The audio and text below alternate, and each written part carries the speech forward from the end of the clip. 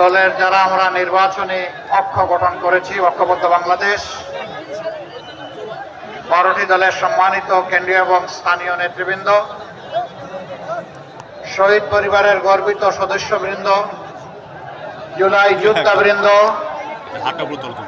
এবং প্রিয় লালমনিরহাট নীলফামারীবাসী, সাংবাদিক বন্ধুগণ, আপনারা সবাই ভালো আছেন? ভালো আছেন? বলবেন যে 9টা থেকে এসেছি, রোদে পুড়ে পুড়ে আর ভালো থাকা যায়? হ্যাঁ, ভালো আছেন? আলহামদুলিল্লাহ, আলহামদুলিল্লাহ। আমি সংক্ষেপে কিছু কথা আপনাদের কাছে আমানত হিসাবে রাখতে চাই। আপনারা সেই আমানত ধারণ করার জন্য প্রস্তুত আছেন? আলহামদুলিল্লাহ।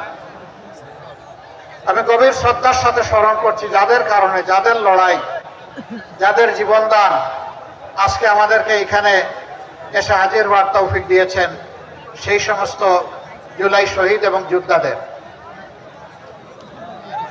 এখানে আমরা 4টি ধর্মের মানুষ উপস্থিত আছি বলে আমি বিশ্বাস করি। বাংলাদেশটা সাম্প্রদায়িক সম্প্রীতির একটা চারণভূমি, লীলাভূমি। যুগ যুগ ধরে এখানে আমরা বসবাস করে আসছি।